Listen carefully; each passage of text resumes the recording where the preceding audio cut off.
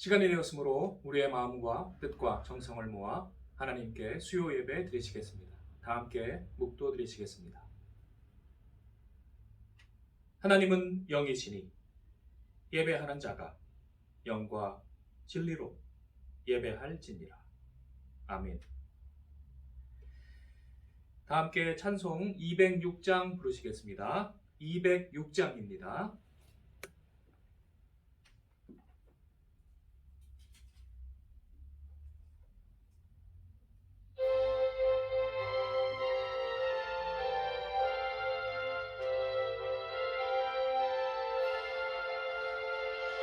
주님의 귀한 말씀은 내 발의 빛이요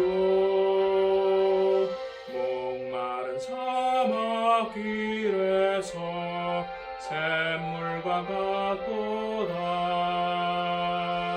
굶주린 나의 영혼을 만나로 먹이고 비추니 그 말씀 귀하다. 낮에는 구름 기둥과 밤에는 불기둥 주 백성 앞에 나타나 인도해 주시네. 하늘의 깊은 지혜를 깨닫게 하시고 주 말씀 밝히 알도록 늘 도와주소서. 아멘. 이 시간 예배를 위하여 권순분 집사님 기도해 주시겠습니다. 풍성하신 하나님 아버지 감사합니다.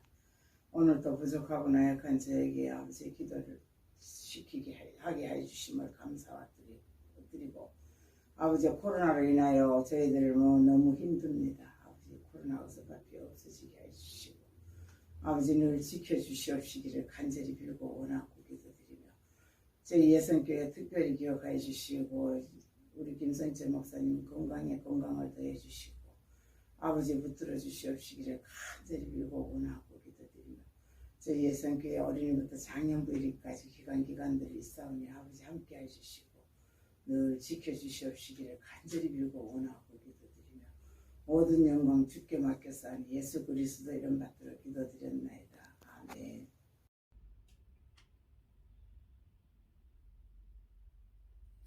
함께 나누실 하나님의 말씀은 이사야 40장입니다. 이사야 40장 3절 한 절만 합독하시겠습니다.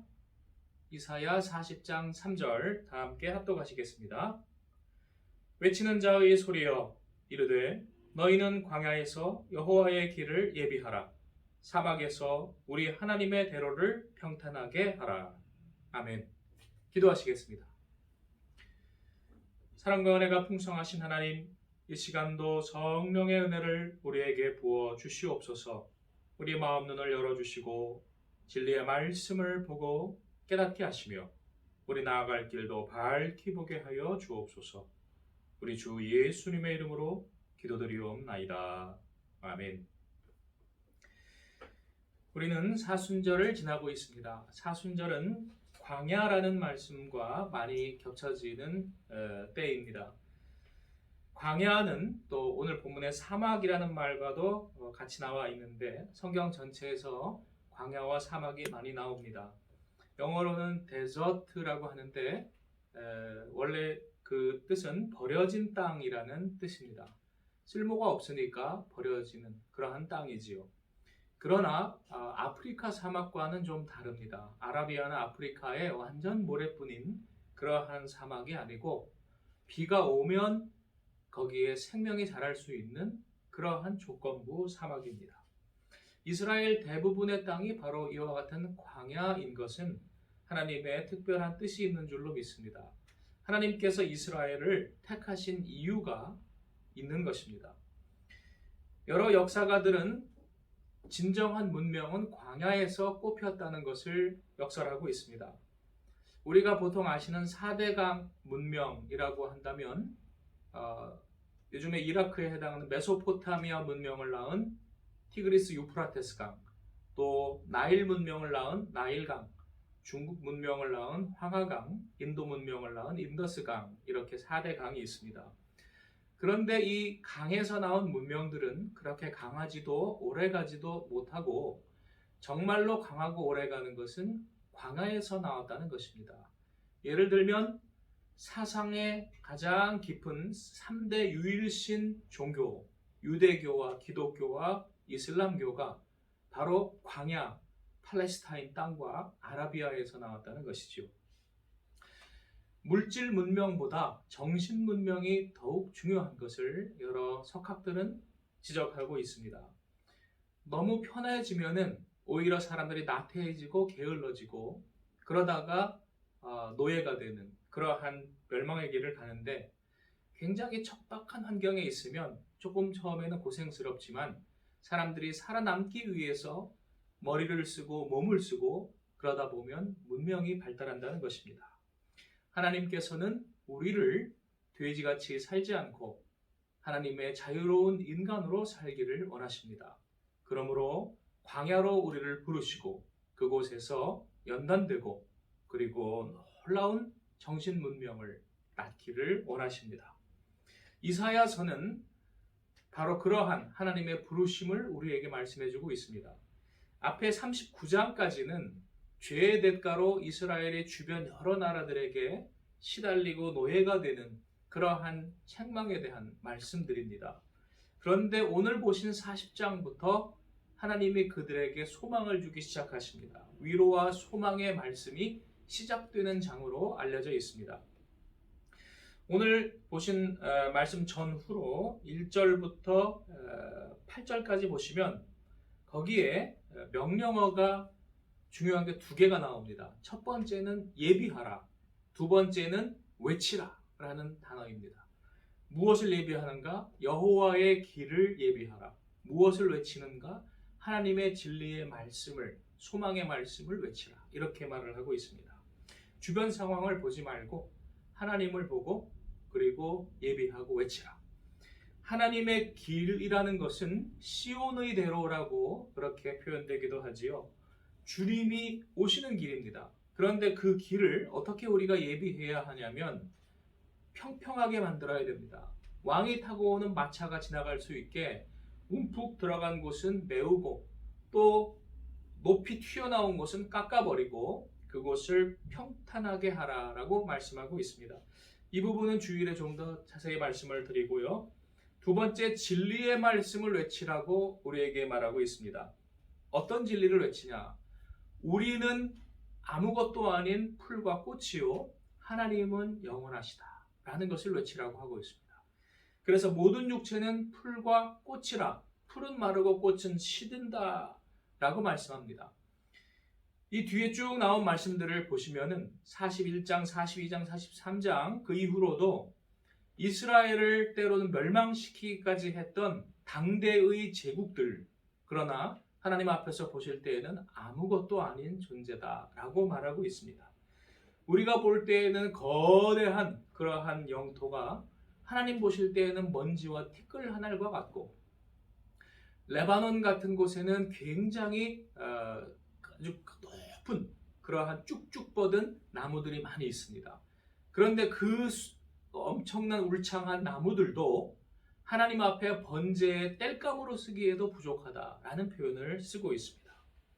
이와 같이 우리 인간은 참으로 풀과 꽃 같고 그리고 연약하고 의지할 대상이 아니로되 하나님은 영원하시고 하나님의 말씀은 우리가 의지할 바가 된다라고 말합니다. 그러므로 우리가 어떻게 해야 할 것인가?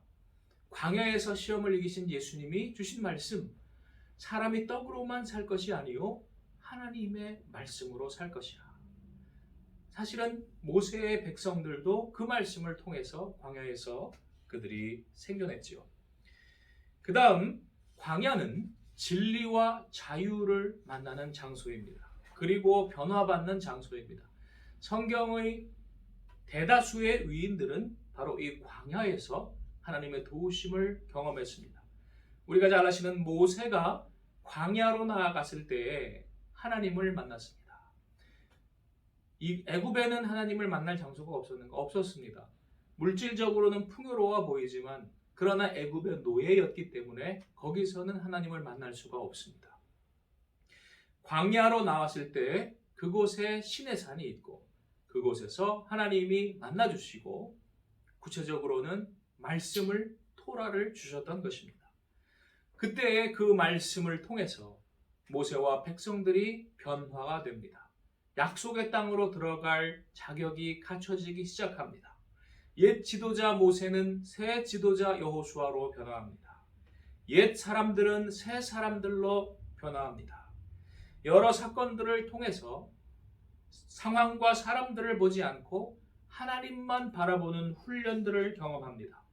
반석에서 샘물 내시는 하나님을 경험하고 만나와 메추라기로 먹이시는 하나님을 경험하고 구름 기둥과 불 기둥으로 길을 내시는 하나님을 경험하고 불뱀에 물렸을 때 놋뱀으로 치유하심을 경험하고 저 거인과 같은 네필림들을 메뚜기 같은 우리라 할지라도 그러나 담대하게 나아가 승리하게 하심을 경험합니다. 광야의 40년 생활은 이와 같이 하나님을 만나고 말씀을 의지하고 변화받는 시간과 장소였습니다. 엘리야에게도 광야는 진정한 하나님을 만나는 장소였습니다. 갈멜산에서도 그가 하나님의 도우심을 경험했지만 어떤 의미에서는 진정한 하나님이 아니었습니다. 그가 하늘에서 불이 내리는 세상적인 성공을 거두지만 850 거짓 선지자들을 물리치는 성공을 경험하지만 그는 곧 낙심하게 됩니다.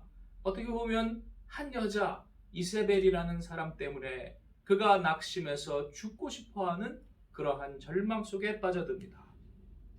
그때의 광야는 죽으러 나가는 장소였습니다. 죽음의 장소였습니다. 그러나 하나님께서 그를 도우실 때 그곳은 변화의 장소가 되어서 40일간 말씀의 떡과 물을 공급하여 주시는 장소가 되었습니다. 그리하여 그는 40주야를 통해 하나님의 산으로 나아갔고 거기서 하나님의 음성을 듣습니다. 불이 내렸던 것과 같은 그러한 거창한 외관이 아니요, 그리고 땅이 지진이나 크게 흔들리는 그러한 거창한 외관이 아니요, 세미한 음성. 인간의 눈으로 보기에는 연약해 보이고 보잘것없어 보이지만 그러나 진리의 말씀을 그가 듣습니다. 세미한 하나님의 음성을 듣습니다. 다음으로 엘리야는 세례 요한을 상징합니다.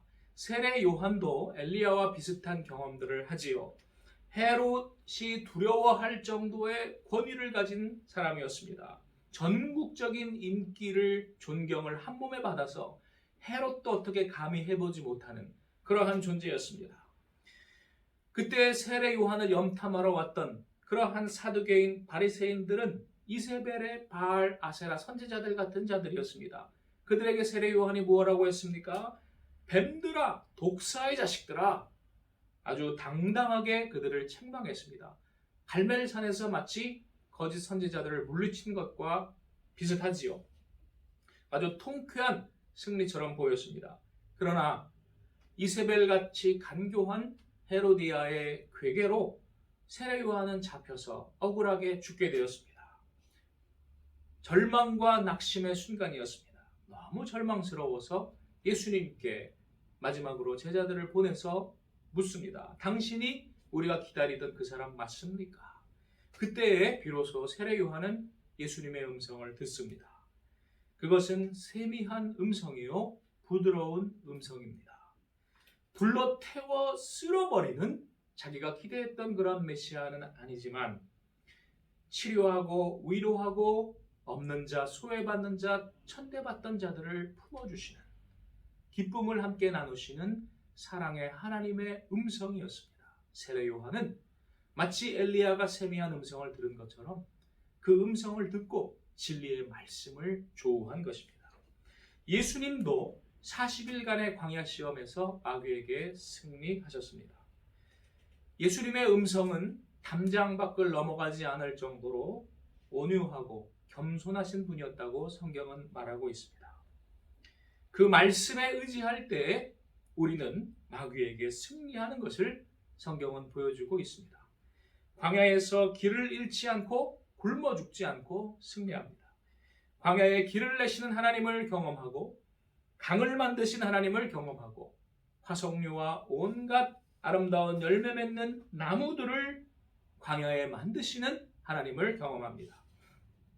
다윗 또한 광야에서 40일간 모욕을 주었던 적장 거인 골리앗을 무너뜨리는 경험을 합니다. 이 모든 것을 하나로 추격을 해보겠습니다. 광야는 하나님의 말씀을 의지하여 승리를 경험하게 하는 장소다. 우리를 변화시키는 장소다.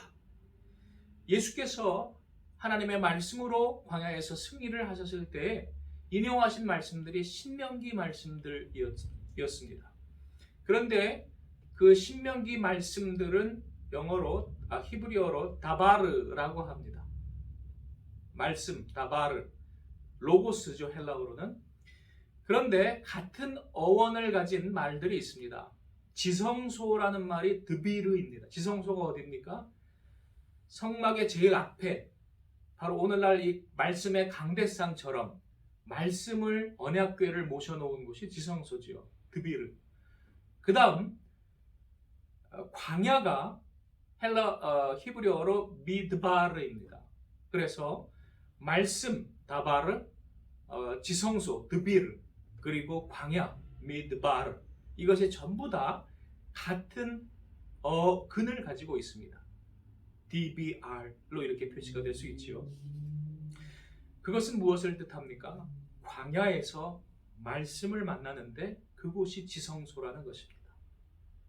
저 물질 문명이 풍요로워 보이는 애국과 바벨론이 아니고 메소포타미아 우르가 아니고 그리고 로마 제국도 아니고 우리 눈에 보기에 화려해 보이는 어떠한 건물이 아니고 하나님의 진리의 말씀이 선포되고 순종되고 실천되어지는 곳이 바로 하나님이 임재하시는 지성소, 그리고 그것은 우리가 나아갈 광야에 있다는 것입니다. 다윗이 5개의 물맷돌로 골리앗을 이겼다고 했을 때 그 5개의 돌은 잘 묵상되어진 말씀으로 우리가 이해를 할 수가 있습니다. 그렇다면 5,000명을 먹인 그러한 5개의 떡도 광야에서, 그 사람들이 굶어 죽을 수밖에 없는 광야에서 그들을 먹인 그 떡도 오병, 하나님의 말씀, 그것을 우리가 잘 묵상할 때 그들을 먹일 수 있는 것으로 이해할 수 있습니다. 에베소서는 우리에게 하나님의 전신갑주를 입으라고 말씀하는데 그 중에 가장 중요한 손에 쥐는 무기, 검은 성령의 검인데 그것은 하나님의 말씀이라고 하고 있습니다. 아마겟돈 최후의 승리자는 백마탄 초인인데 그의 이름은 하나님의 말씀 로고스입니다. 그 입에서 나오는 말씀으로 승리를 하신다고 하였습니다. 결론을 맺겠습니다. 이사야서는 우리에게 권면하고 있습니다. 우리를 바라보지 말고 하나님을 바라보라. 영원하신 하나님, 진리와 능력의 말씀을 바라보고 우리가 묵상하고 내 것으로 만들라. 우리는 지렁이 같은 야곱이로 돼 하나님이 그 말씀으로 성령으로 우리를 변화시키실 때에 우리는 광야에서 변화가 되어서 산을 깎는 날카로운 새 타작기계가 될 것입니다. 하나님을 바라보라고 우리에게 명령합니다. 진리의 말씀에 뿌리 내리라고 명령합니다. 두려워 말라, 내가 너와 함께함이니라. 놀라지 말라, 나는 내 하나님이 됨이니라. 주님이 말씀으로 성령으로 우리와 동행하시고 우리가 그것을 의지할 때에, 순종할 때에 독수리같이 날개치며 날아오르게 하십니다. 청년이라도 곤비하며 장정이라도 자빠지되 독수리같이 새롭게 날개치며 올라가게 하시도다. 사순절, 우리가 정말로 나아가야 할 광야는 어디입니까? 우리의 세상적인 모든 구습과 가치관을 버리고 진리의 말씀을 받는 곳이옵시다. 그것은 그러므로 물리적인 세상의 광야가 아니고 저 이스라엘의 일부러 갈 것 없고 바로 내 마음 가운데에 참된 변화를 이루라는 말씀입니다. 그동안 우리가 애굽에서 혹은 바벨론에서 노예로 산 것처럼 거짓들에 많이 속고 거짓을 진리로 섬겼다면 이제는 그것들을 버리고 하나님 말씀으로 우리가 자유의 광야로 나아가십시다. 유일하신 하나님 진리의 말씀을 우리 섬기고 나아갈 때에 놀랍게 변화시켜 주실 것입니다. 기도하시겠습니다. 은혜로우신 하나님, 오늘도 우리와 함께 하시고 우리에게 놀라운 변화 주실 줄 믿나이다. 하나님의 진리의 말씀이 우리를 새롭게 하시리이다. 아버지여, 주님께서 오늘도 역사하실 수 있사오니 우리는 아무것도 아니로되 주님은 모든 것 되시나이다. 이제 새 일을 행하여 주시옵소서. 우리 주 예수님의 이름으로 기도드리옵나이다. 아멘. 다 함께 찬송 359장 부르시겠습니다. 359장.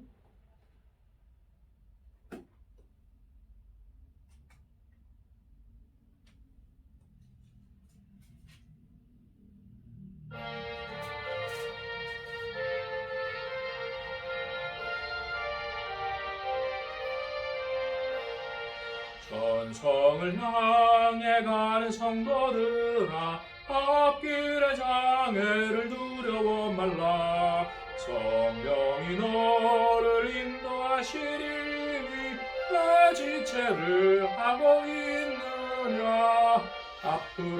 앞으로 천성을 향해 나가세.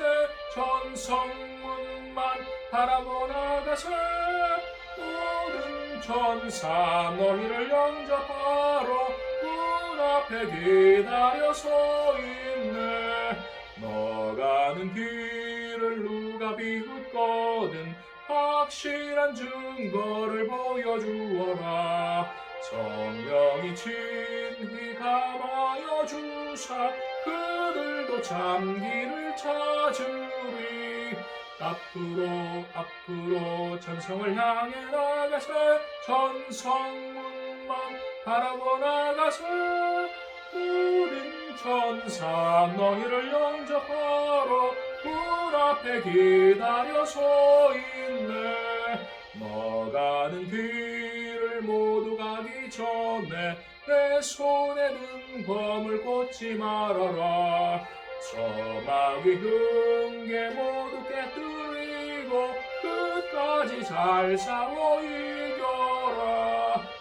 앞으로 천성을 향해 나가세.